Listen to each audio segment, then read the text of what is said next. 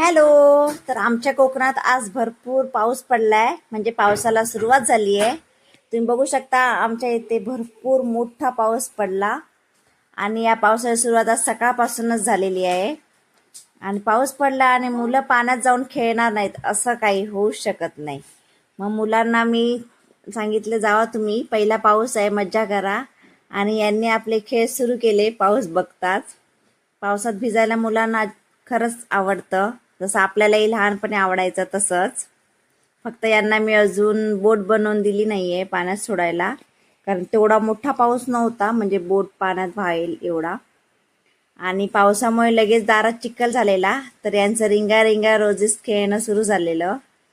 बघा कसे छान छान खेळत आहेत. मला वाटतं हे बालपणीचे दिवस आहेत ते त्यांनी एन्जॉय केले पाहिजेत. आपणही करायचो, फक्त आपल्याला घरात ओरडायचे, असं चिखलात खेळू द्यायचे नाहीत. तर तरी पण जे आपल्याला मिळालं नाही ते आपण